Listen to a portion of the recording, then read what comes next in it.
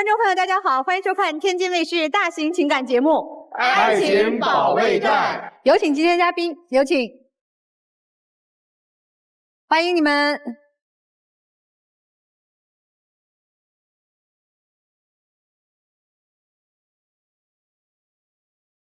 本期第一对情感嘉宾，张先生44岁，来自黑龙江，市场营销；张女士36岁，来自山东，职员。他们遇到了怎样的情感困惑呢？对方最让你受不了的是什么？最让我受不了的是他对于工作过于认真，对我和孩子的陪伴特别少，还总是不理解我的付出。他虽然很顾家，但是很多事上又特别自私，还很偏激。我忍了他这么多年了，实在受不了了。现在影响你们婚姻最大的因素是什么？我就想买套属于自己的房子，改善一下我们的生活环境。为什么媳妇儿就千百个不乐意？明明是我俩的钱，凭什么我就不能支配呢？他只考虑现在，不考虑将来，他根本就不知道支撑起一个家有多难。我肯定不能因为他的一时冲动而影响我们的生活节奏，他怎么就不能理解我的良苦用心呢？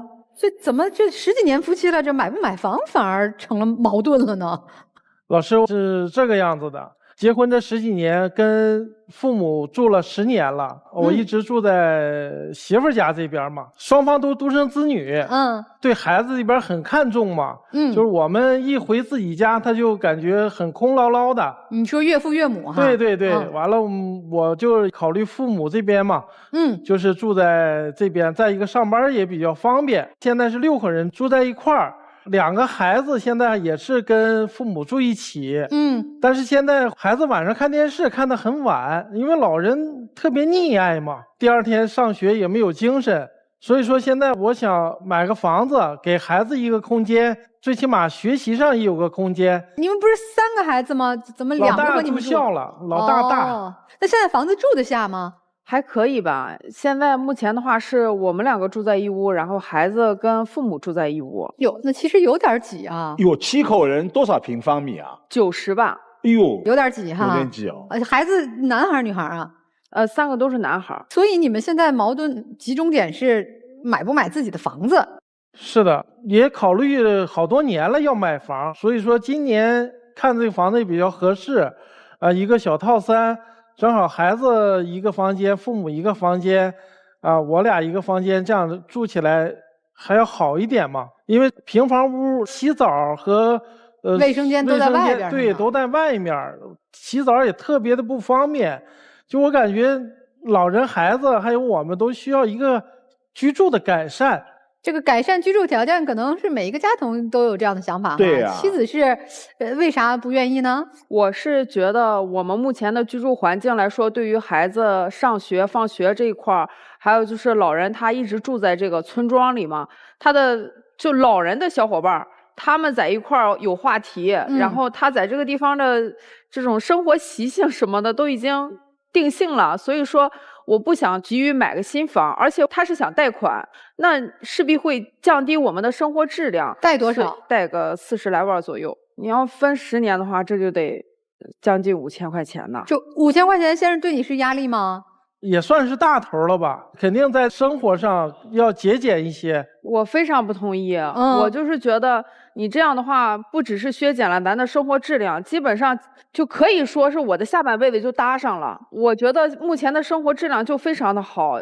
哎，先生，你跟你妻子要这个钱的时候，他不给，你们俩会产生矛盾吗？吵了好多架了。我们俩结婚这么多年，基本没有什么矛盾点，所有的矛盾点基本上都是集中在老人惯孩子，然后我们会产生分歧，有的时候会吵得很凶，包括有的时候住在我家嘛，老人他多少会有一点不太讲卫生啊这一块，再就是家里爱抽烟，然后他鼻炎嘛。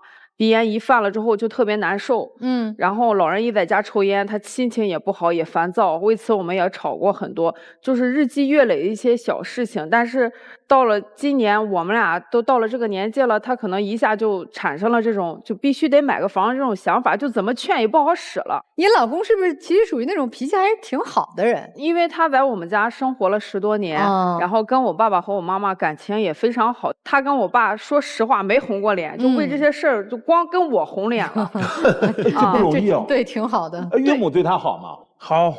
那他特别生气的时候会怎么样呢？离家出走。那离家出走会主动回来吗？看什么时候打电话哄了啊，还得哄。对对对。那最长出走过多长时间啊？天黑了，冷了，没地方去了。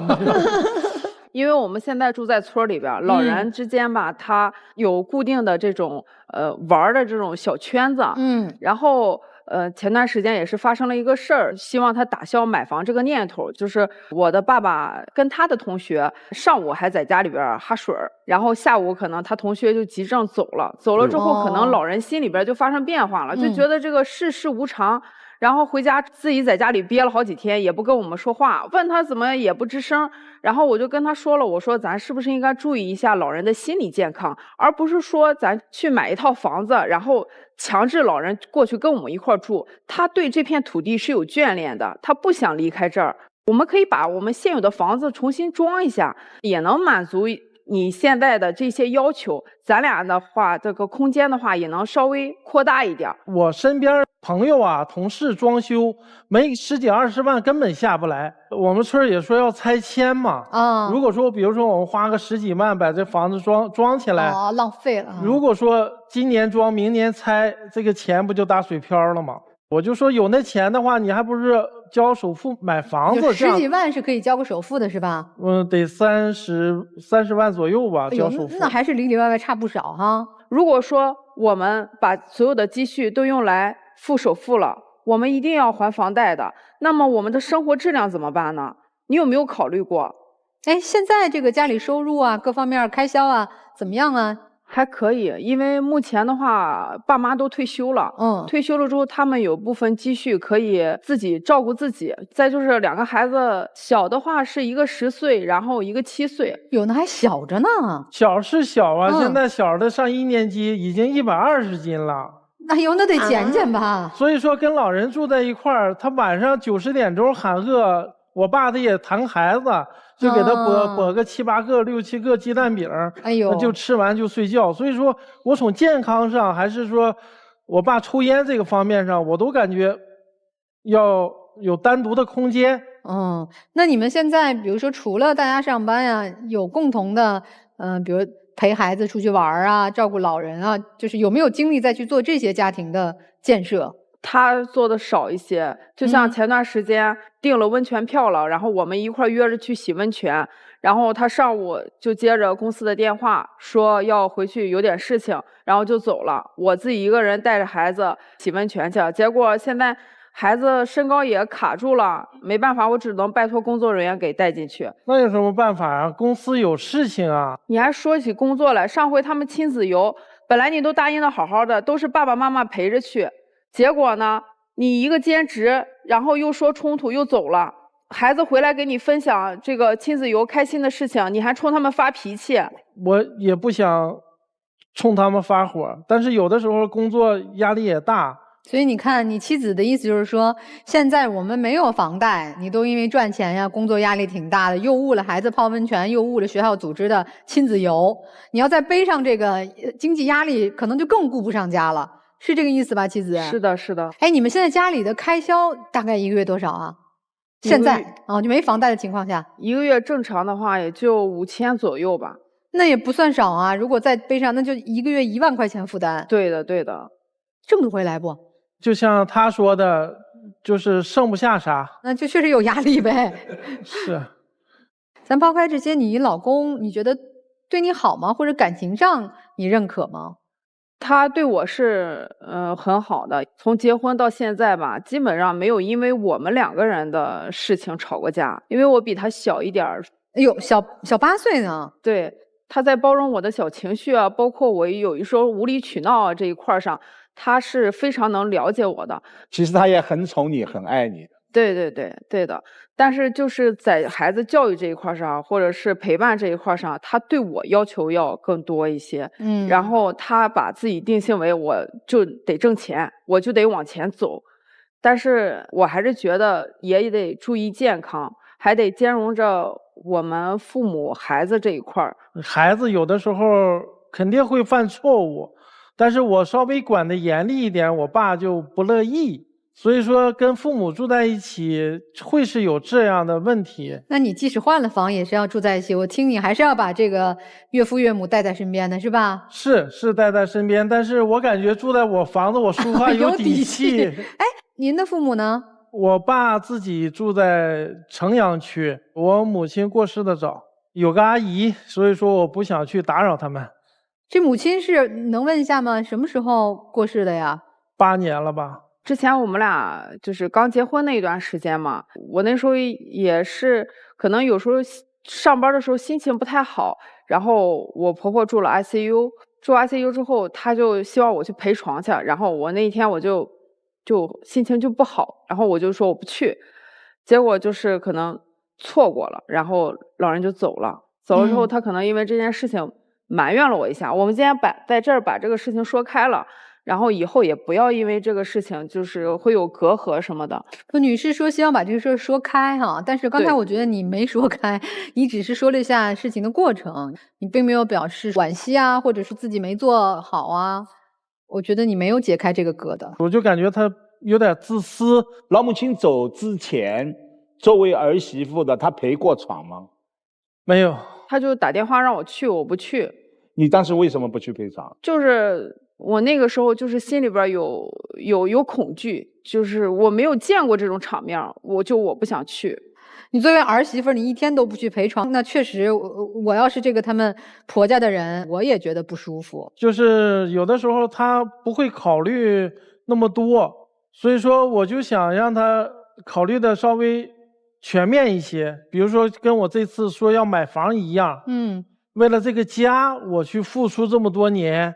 我也想有一个属于自己的一个房子。能理解他想说的。他说你看你就很自私，不管别人的感受。你说我妈就婆婆没意识了，你就不用照顾，那你有没有考虑我爸的感受，我的感受？现在我想换个房子，你光想着是哎咱们留着钱怎么样，你有没有想过我10几年了住在你们家，我那种憋屈不能当家做主的这种委屈劲儿，你能不能考虑一下我们的感受，是吧？你光想着你自己就有点自私。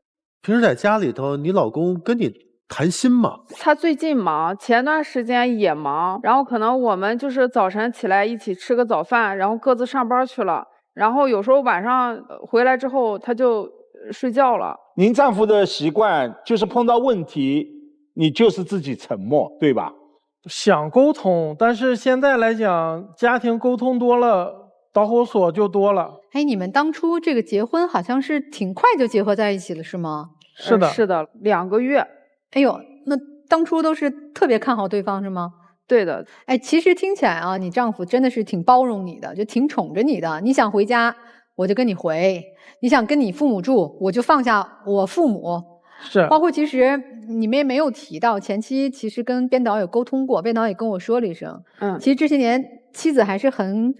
都不能说感激了，可能说还是很感谢感恩老公陪在身边，对你这么包容的是吧？因为我们自己其实也是遇到了一些疾病和坎坷。他是因为21年吧，胸部就是孩子皮嘛，那时候小，完了一脚给踹上了，踹到以后胸部就化脓，那个住院了。那时候也是因为疫情，我没有去陪他，我就感觉。一个人在医院7天也特别的委屈嘛，还做了手术是吗？对，那时候也遭不少罪，摘掉了是吧？对对对。但是其实你丈夫这件事情虽然没有在你身边陪你，一直都非常心疼。怎么说呢？这女人嘛，就是有一点就不完整了嘛。但是她爱你如初，对，为什么呢？对她刚才的眼泪就证明了一切。但是她现在执着这个事情，我现在也改变不了她，所以就求助到栏目组了。好，其实听起来呢没有那么复杂，就是一个买房子带来的夫妻矛盾，但可能回顾这10几年婚姻，还是有很多没有解决的内核的问题。看看怎么能把这些东西都解决了，让你们本来相爱一对夫妻未来的生活能够更顺利一些哈，别因为这么一个事儿一直就卡在那儿，日子过得没有那么顺畅啊。听听这个小年轻，你们有什么看法呀？我觉得这位叔叔挺辛苦的，你说在老丈人家也挺多年了，然后现在有3个孩子，我觉得想有个自己的家能理解，因为男人嘛，这种想法我挺能理解的。这小男子汉也觉得我也得将来是吧？得是自己当家做主。对对对。行吧，听听老师们的建议啊。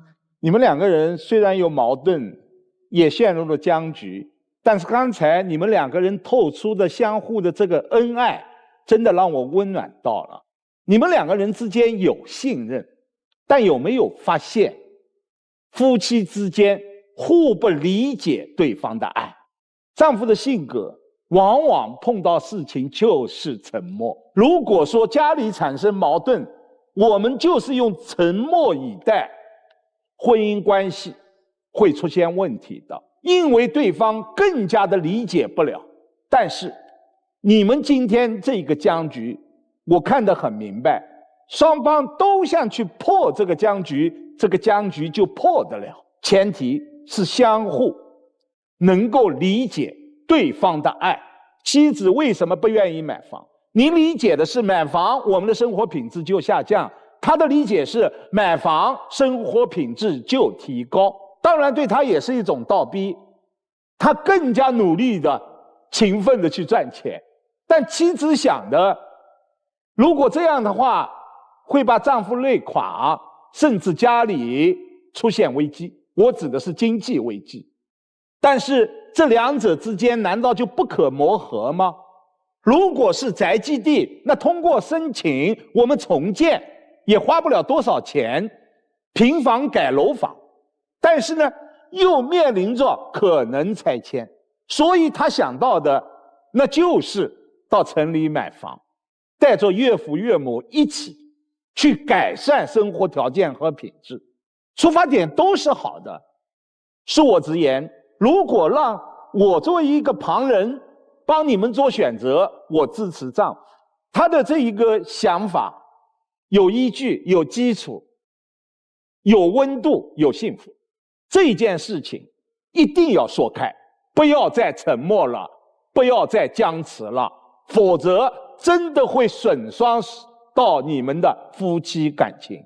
我觉得此刻你们站在这里，让我觉得是很多长者们愿意看到的儿女的样子，很孝顺，很善良。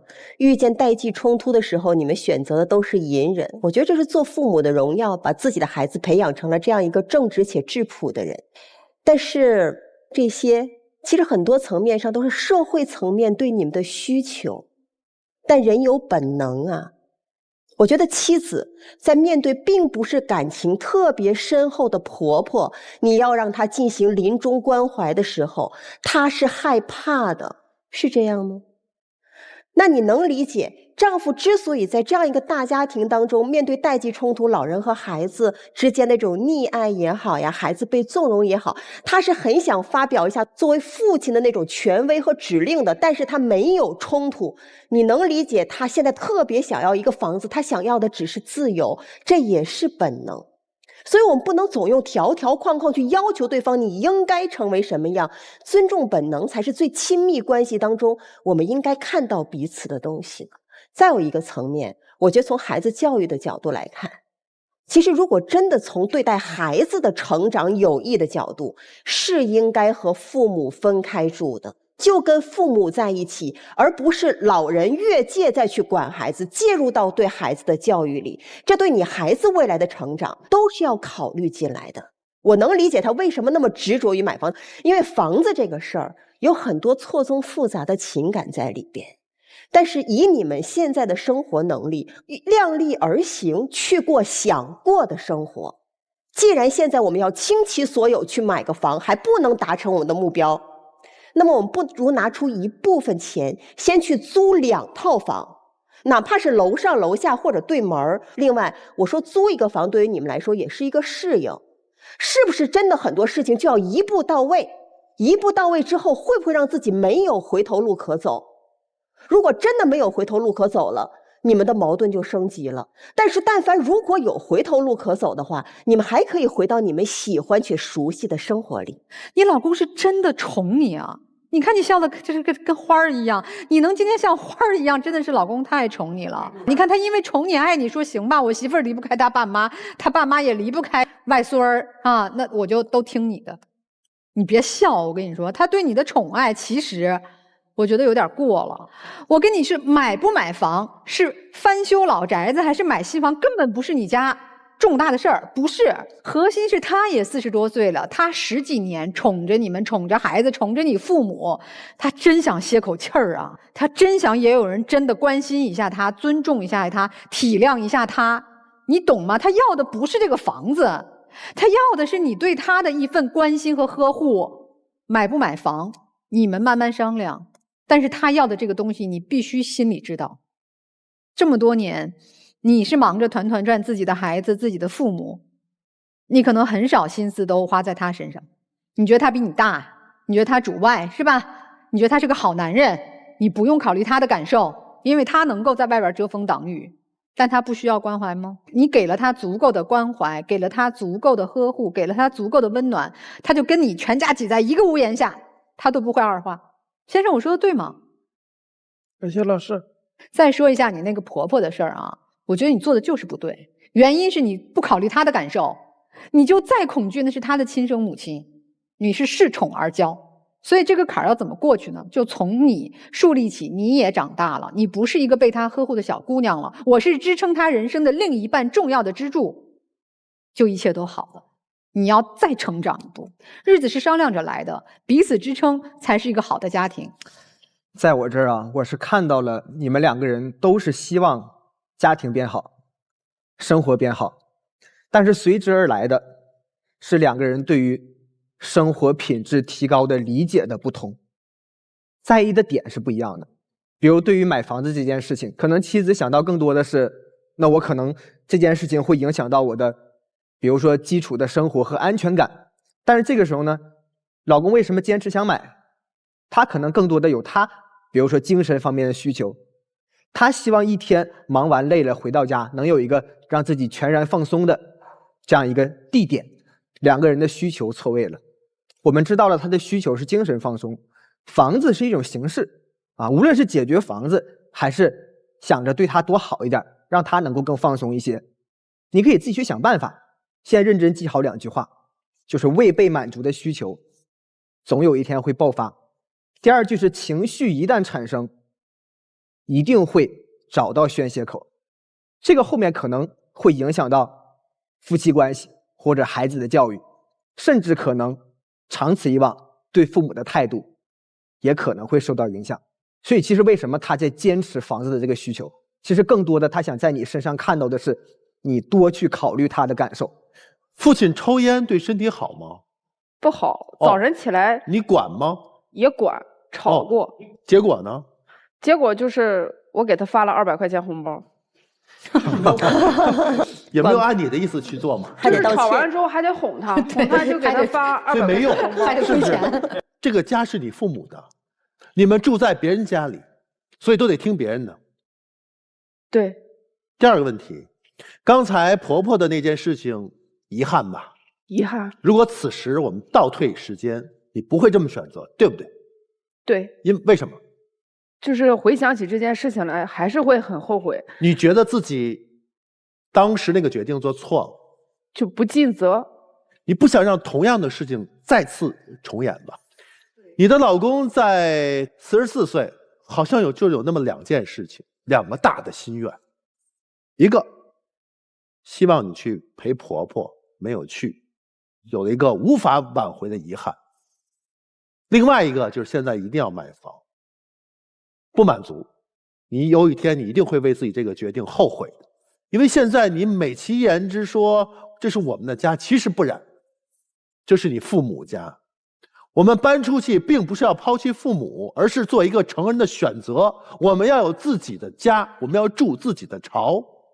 老人我们愿意带着，老人不习惯可以不来，但是我们家的门永远向他们敞开。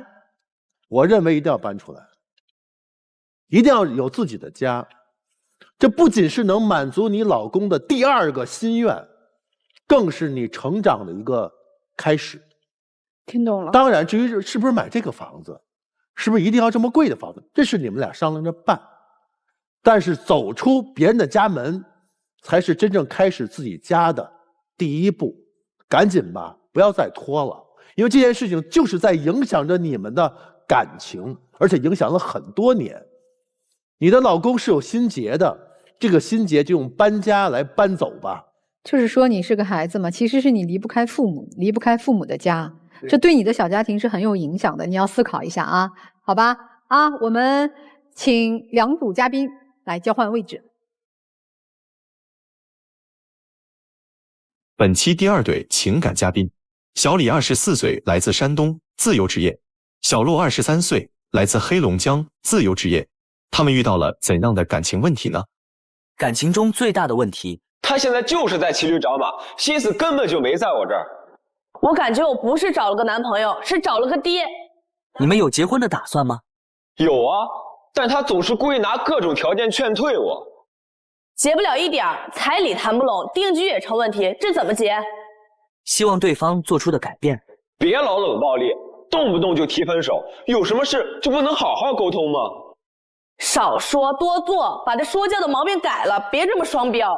啊，是谁来说说呀？咋就变爹了呢？就是很难跟他沟通，他不听我说话，他就觉得自己做什么都是对的。他还特别喜欢跟我讲道理，这是男朋友，这就像找了个爹一样。哎呀，刚谈恋爱的时候，就我做什么都是对的，我说什么他都觉得有道理。就到现在，他就总说我说教他，我做什么都不对。那你说话他还听吗？不听，就是我刚一张口，他就已经不耐烦了。那他做什么主张会跟你商量吗？从来不跟我商量。前段时间他就是回老家待2天，然后回来之后，我就发现他回家就不是看父母，就是为了面试工作去了。因为当时我们说好了，毕业之后就在石家庄工作，然后他呢就背着我偷偷回家找工作。就这个事儿，我要不看他手机，我根本就发现不了。是他想在石家庄，我都跟他说过，我是想回老家那边，我想在老家那边找一个稳定一点的工作。石家庄发展机会不比你老家多了吗？啊，你就非得回老家，当时还答应我了，怎么现在又反悔了呢？那你考虑过我的感受吗？你就说咱们现在能有个稳定的工作吗？我当时不就是想着咱们2个在一块就不用异地了吗？我们2个其实也有结婚的打算啊。我当时就问他啊，你们家那边彩礼大概是多少钱？然后他就来了一句18万8，这根本就不合理。那我们那边还有28万8、38万8，一般男方都得给女方1套房。我一开始是跟他说是28万8，但是他就死活不同意。然后我就一直跟他商量，我就已经给他降到18万8，这还不乐意，还在这挑3拣4。这不是卖闺女？啊，就非得要求这么高？那是他说的还是他父母说的呀？就是他跟我说的。他说完之后，我就是以为他就随便说个数，就是想跟我分手，就是不想跟我谈了。啊，就吓跑你，反正你拿不出来，对，就故意刁难我那种意思。我感觉他心思根本就没有放在我身上。就是现在就是想找个借口跟我分手。前段时间他从老家坐火车回来的，说在路上遇到一群同龄人，然后一块打牌就认识了，路上说说笑笑就这么过来了。然后我就想问他，我说男的还是女的？然后他说有男有女，有男的我就问他留没留联系方式，他说没有，然后我就没当回事儿。然后没过几天，我就拿他手机看短视频的时候，就有一个聊天消息蹦出来，然后我就点进去看他们聊天记录，然后我发现这就是当时火车上那个男的，每天都在分享日常，就根本看不出他现在是有男朋友，这样一点边界感都没有。不是，这怎么就没边界感了？因为我们聊天内容全都是没有越界的。再说了，我上车，人家又给我好吃的，然后那么长的路程还陪着我聊天。那个男生快下车了，他就想加我联系方式，我就挺不好意思不给的，我就给他了。然后回家之后，我又跟他说这个在路上的事儿，然后他又开始给我讲大道理。哎呀，不要随便跟陌生人说话，那异性跟你说话那都是有目的性的，都是有意图的。我说的没道理吗？啊，你说他为什么加你？你要不回人家消息，能让人家钻空子吗？我觉得他就是想多了。所以他觉得你骑驴找马，他认为你加了一个男生就是要处对象。对，那个男生知不知道你有男朋友啊？那个男生他不知道我有男朋友。你到现在为止没告诉他？对，为啥？因为我们也没聊到这个话题啊。你看，他也不会跟人家说这个事儿。她有男朋友还这样。就是还有一个事儿，她就背着我偷偷相亲，然后我也是看她手机才看出来的。相亲？对，不是他说的那样。当时是我妈给我安排了个相亲对象，因为她就是怕我以后要是嫁给他就是远嫁，怕我受委屈，她就是想让我在家里那边，她就给我找了一个工作稳定的一个人吧。然后我妈没跟我商量，就把我微信推给那个人了，没聊几句天儿，根本就现在就完全不联系了。那这还一直抓这事儿不有放。见过面吗？没见面。没见面，完全没见面。你怎么知道的呀？我翻她手机看见的。姑娘，你平时就对你妈这么孝顺，你妈说什么你都不好意思驳面子是吗？确实，我是挺听我妈话的。哦，这个你总跟她说分手吗？女生还行吧，我觉得。那我是有原因的呀。那你不就是老跟我提分手吗？她就一直想养只猫，然后我吧就特别讨厌猫狗什么的，我就不同意她养，她就跟我闹情绪，就不理我。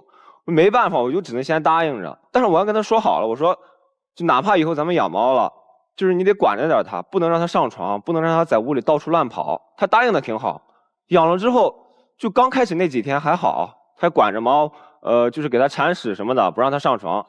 没过几天他就不管了，然后我就想跟他谈一下这个事儿，然后他就，我还没等着说，他就已经不开心了，就要不理我，就要跟我冷战，然后自己抱着被子就在客厅睡了得1个多月吧，然后这期间也不搭理我，然后我哄他，他就要跟我分手，就说我为什么不让。就是猫进屋什么的。那你说我从小到大我都没有养过猫，现在我有能力了，我就想养只猫，这不过分吧？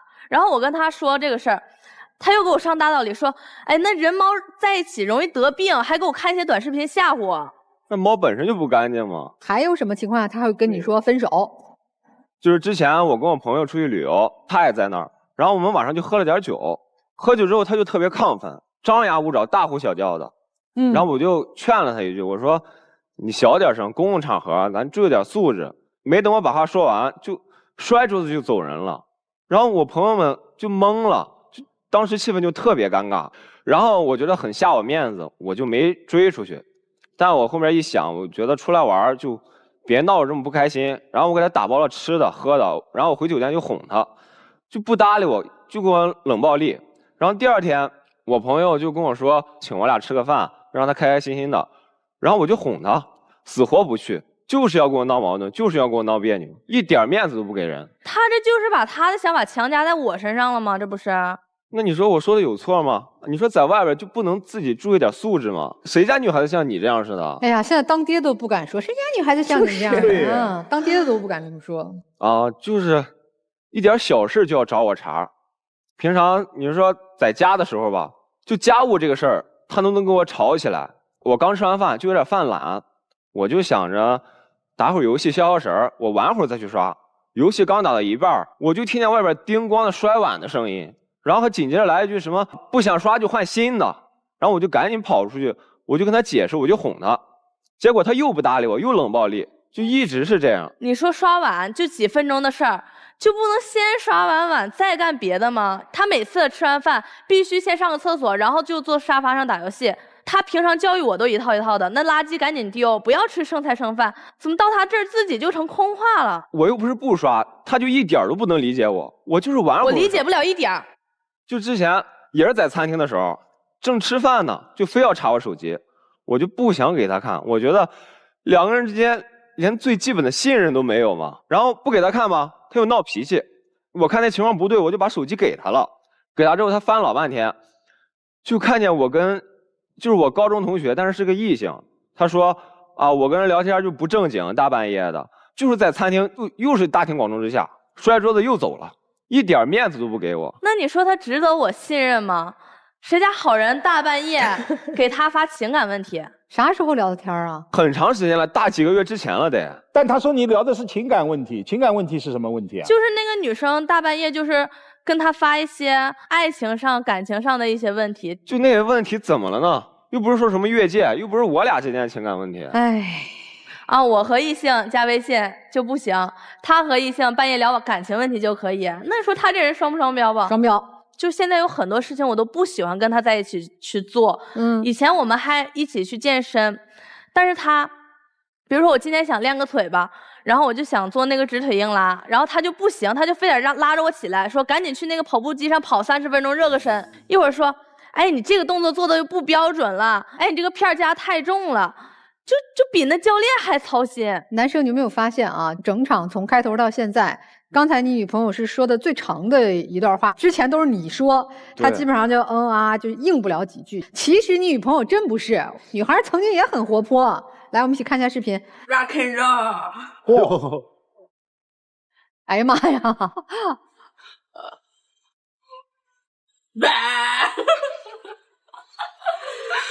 这首《狂野的你》送给李夏萌小姐。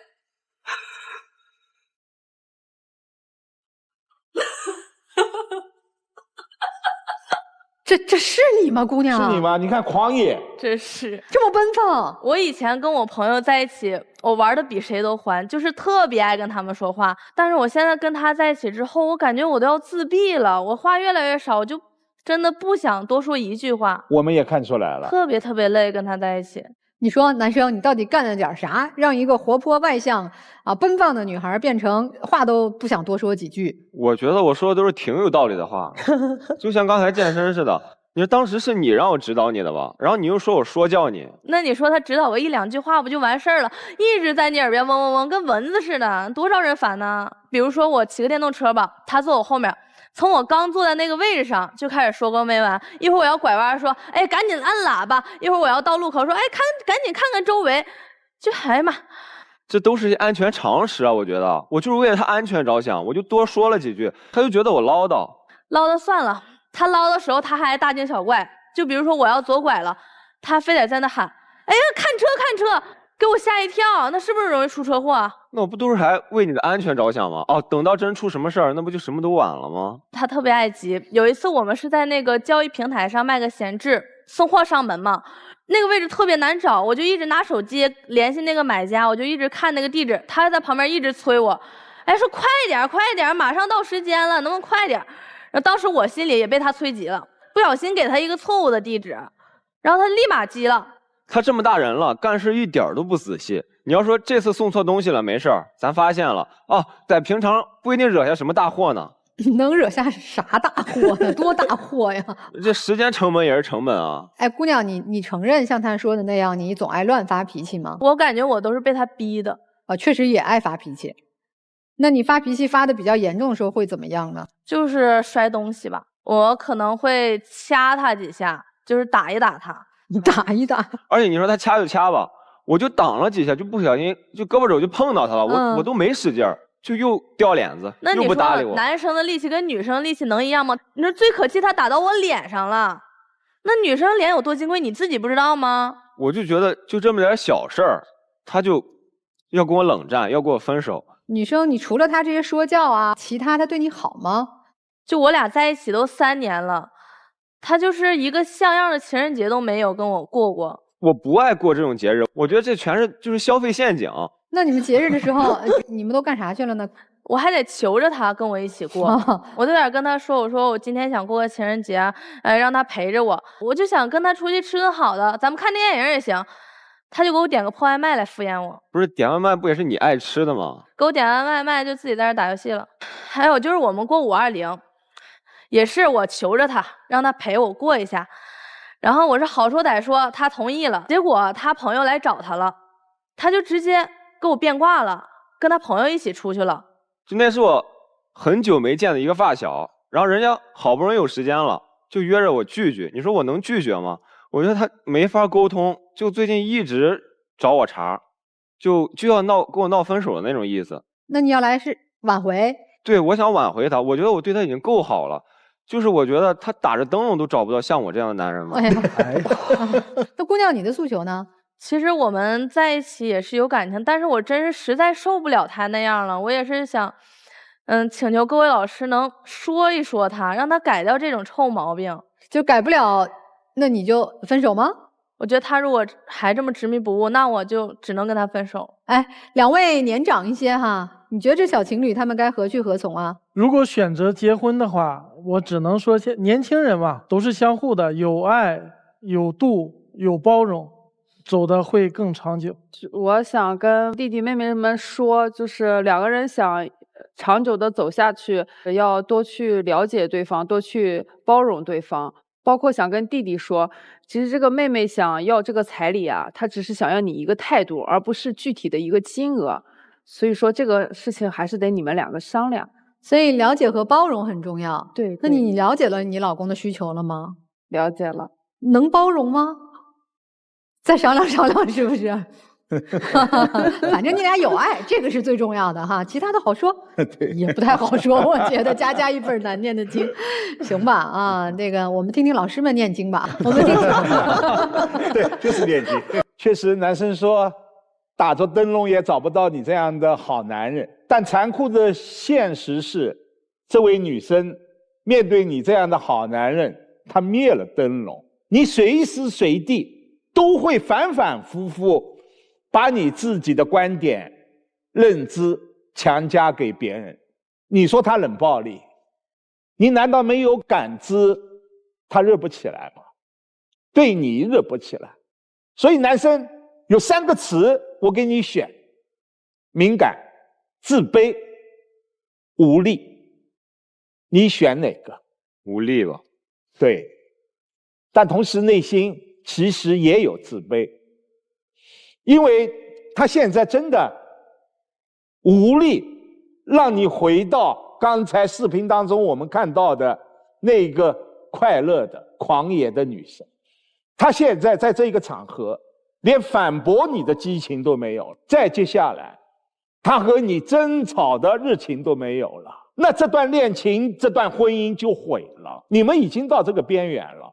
你今天来就是想挽回他，但是很遗憾，你力不从心，因为3年的恋爱没有唤起这个女生对你那一种刻骨铭心的爱。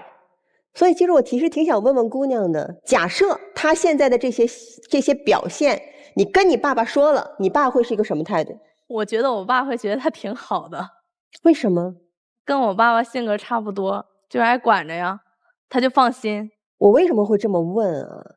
其实我觉得你找的这个女朋友啊，在你们俩最开始相互吸引的过程当中，她身上的就是你说那个爹味儿，那个基因啊，一定是你熟悉的可以获得安全感的东西。而她身上那种乖，或者我们再说一遍，看起来很乖的那样一个基因，对于你来说也是个吸引。所以姑娘，我觉得你可能是从小到大被爱得太好，保护得太好，所以你不是一个特别敢去承担责任的一个女孩子和承担后果的女孩子，所以才会出现现在的这种无尽的拉扯。其实明明从你的角度，你觉得他已经不是你想找的那个人了，但是你退不出来，因为你要面对2方面的抉择，一方面是怎么跟他把这个关系断掉，还有一个你怎么跟你爸妈交代。你曾经做了一个这样的选择，用了3年的时间，但这绝对不是说他还留在你身边的理由。你们现在真的看一辈子有点远，但是看到自己需要一个什么样的人很重要。他只是看起来乖，但是他想活成他自己，他不需要有一个人时时刻刻的在那里像教导主任一样去管你这个该做，你这个不该做。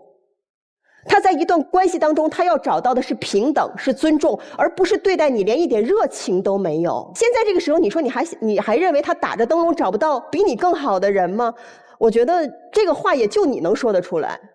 他真正找的那个人可能客观条件上都不如你，但那个人能够让他活成有光彩的样子。所以姑娘，我觉得在一段感情当中，每一段路都不白走，3年的时光对于你们来说也都不白走。你们一会儿回到场后，依然可以静下心来去想一想，这个人于我而言，他还有没有在我身边继续让我去尝试等待的意义。记住了，要找到一个可以和自己匹配的人，而不是要让自己努力去匹配别人。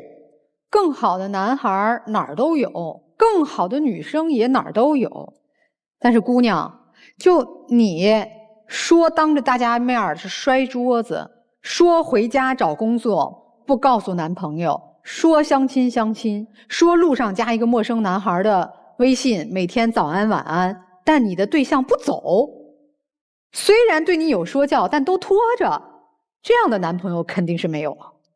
他对你的说教或者他的一些举止也许不符合你的心意，但是他对你的宠溺和你俩的链接，我认为非常的深，或者是非常默契。所以我觉得没啥呀，你俩挺好的呀，挺合适的呀。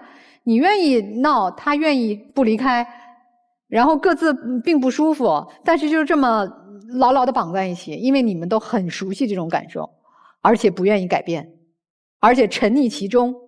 你俩在这段关系当中谁都没那么好。男生你老说教人家干嘛呀？都是同龄人，你有啥资格说我说的就对？你不是老说吗？我说的是对的呀，有对错吗？好多事情像你说的呀，你们在石家庄定居还是回他老家定居，哪个好哪个不好呢？我们这么大的人，就你们的长辈我都说不出来哪个更好，这都是商量的事儿啊，怎么就你说的都是对的呢？怎么就都得听你的呢？也未见得的呀。所以我觉得如果你们既然也分不开，虽然女朋友天天闹分手，不还在一起吗？既然分不开，我觉得两位都稍微妥协一点，你放松一点，别去说教他。女生控制下你的情绪，不要老那么无端的发脾气，或者是说有一点事端你就发大脾气，这不好啊。哪怕是他错，你在公众场合发脾气，你当着朋友面摔东西，你甚至对他打打掐掐，我认为都是不合适的。干嘛做那些让自己显得确实不太有素质的事儿呢？我们能收敛一下自己的长期的习惯，我觉得你们都会成为更好的自己。等你们都成为更好的自己的时候，自然会判断我们俩是继续长久的走下去，还是说我们回到各自的生活轨道，寻找让自己更舒服的关系。现在你们也剪不断理还乱，就别理了，先做自己，再去好好恋爱。我看到了什么？在一段恋爱关系里，女生越来越没有灵气了，男孩子然后在这段关系里面操碎了心。你说你这是何苦呢？但是在这儿呢，你们既然来到了，我也希望能够你们看到更深层次的一些问题。比如说从女方这儿开始说，我们可以回到原生家庭当中，你想一下你和你父亲的关系，可能你父亲一开始对你也有很多的说教，然后到后面父女关系开始疏离，但其实你心里还是爱着你父亲的，也甚至有的时候还是希望听到可能有一个人来管着自己。那么在这个过程中，你可能恰好碰到了有相似特质的你的男朋友，然后一开始会由于长期的父女关系沟通的一些疏离，你会对突然之间出现的男朋友的这些特质你会非常的好。就像用男方的话来说，一开始你好像觉得你说什么都是对的，他都听，怎么做都行。但是随着时间的拉长，随着你们感情的加深，在原生家庭中你和你父亲之间的这种又爱又恨的这种感觉在你们身上上演，又爱然后又想要离开，又想要控制距离，想要抗争又没有办法，最后表现出的形式就是可能一点就炸，就有一种误入歧途的感觉。希望两个人都可以就找到在关系当中的那个乐趣所在，而不是一直被反复消耗。尤其是女孩子，希望你不要再向外求，因为如果你还是一个向外求的状态，哪怕今天你们分开了，你下次再遇到一个男朋友还会是这个状态，还会是一样的路径，可能还会再次分开。那莫不如就把当下的关系就想一想，能不能有一些办法能经营好，要相信自己有这个能力。也希望你们能在一段关系中都能更加的耀眼，而不是失去了原本的光彩。他们应该在一起，因为我在你们身上分别看到了特别强烈的爱的信号。其实说女生啊，其实你知道吗？男女之间为什么一下觉得哎呀一见钟情啊，非他不可，我们要在一起，好多矛盾还分不开，就是因为你在他身上找到了爹味儿。父亲是一个女生最早觉得你有可能是我的未来那一半的一个影子，先找到影子，然后慢慢你还要成长，解决童年当中那些可能缺失的东西。以前养过猫吗？没有，家里不让养嘛，所以我一定要在这里实现。以前你摔过碗吗？摔过桌子吗？哎，我就要在他面前，这个爹面前，我要试一下，我是可以做到的，我任性，你得宠着我。但老这边可不行啊，咱们得成长。同样，男生，我从你的这种爹味里感受到了害怕，这是爱的一个特别形象的一个生动的体现。我特别怕什么？我不是怕你，是怕失去你。所以说他会管控。为什么我们怕还要管这么多呢？因为你要争取这个主导权，就连健身做哪个动作你都要管。你看我对你多重要，你听我的就对了，你跟着我，不要离开我。但其实管多了，体现了什么？自卑啊，不够自信啊。所以我给你的建议是啊，你先闭嘴。闭嘴是需要勇气的。你能够真正的像他的憧憬的父亲那个样子，特别沉稳、成熟、包容，而不是说教。说教啊，像把刀，越刀老越糟糕。所以说你们俩都有爱，一个爱的怕，一个爱上了自己原先想的那个样子，对不对？需要的那种爱。所以说在一起吧，各自成长，这才真正好的恋情就开始了。谢谢老师。好，那带着老师们的建议啊，我们来思考一下，请两组嘉宾回到门后，请回。好，我们来看一下第一组夫妻啊，哎，他们出来应该没悬念吧？没有悬念，哦。但我关注的是断言妻子会答应丈夫的诉求。别断言，真的呀，咱们静观吧。静观吧哈，我觉得好像房子怎么解决可以长期考虑去商量，还是个大事儿。哎，是个大事儿，还是先了解彼此的需求，这个最重要。来看看他们的选择，请开门。哎呀，手牵手，来吧。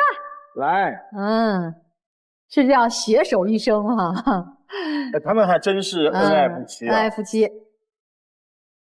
就像老师说的，我也想了，不行，先在村里面找个房子，先分开住一下。妻子同意吗？同意。就等到以后拆迁再说，简单的装修也可以。对，虽然花点钱，但至少现在的生活品质提高。哎呀，老师们都操碎了心哈，真的希望你们招都想出来了。哎，本来就恩爱的两口子，将来越来越好。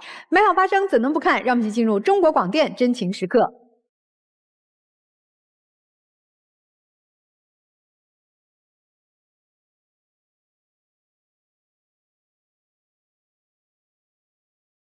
哎呀，你看这，哎呦，你是想亲他一口吗？这感觉，那就亲呗。